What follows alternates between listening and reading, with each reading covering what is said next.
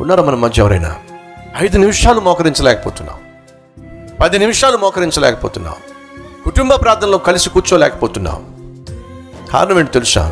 పాపము ఒక వ్యక్తిలో ఉన్నప్పుడు పరిశుద్ధుడైనటువంటి దేవుని సన్నిధిలో మోకరించడానికైనా, ప్రార్థించడానికైనా, వాక్యం చదవడానికైనా, వాక్యం ధ్యానించడానికైనా పాపము కలిగిన వ్యక్తి ఇష్టపడ్డు. తమ్ముడు, చెల్లి వింటున్నావా? సహోదరుడు, సహోదరుడు వింటున్నావా? ఎందుకు నువ్వు ప్రార్థన చేయలేకపోతున్నావు? నీలో పాపం ఉంది కాబట్టి. ఎందుకు బైబిల్ తెరవలేకపోతున్నావు? నీలో పాపం ఉంది కాబట్టి. ఎందుకు దేవుని సన్నిధికి వెళ్ళి నీ భవిష్యత్తును గురించి దేవుని దగ్గర తెలుసుకోలేకపోతున్నావు?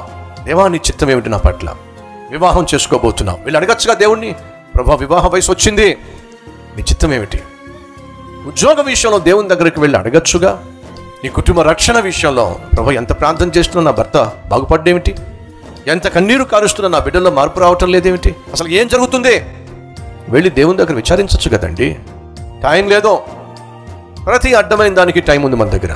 కానీ దేవుని దగ్గరికి వెళ్ళి నువ్వు కలిగి ఉన్న కష్టమును గూర్చి, నువ్వు కలిగి ఉన్న సమస్యను గూర్చి, నువ్వు కలిగి ఉన్న అనారోగ్యమును గూర్చి, నువ్వు కలిగి ఉన్న ఆర్థిక ఇబ్బందిని గూర్చి దేవుని దగ్గరికి వెళ్ళి, ఎందుకు వచ్చింది ప్రభు ఈ కష్టం, ఎందుకు వచ్చింది ప్రభు ఈ అనారోగ్యం, ఎందుకు వచ్చింది ప్రభు ఈ ఆపద అని అడిగే మనస్సు, అడిగే సమయం ఉందంటారా?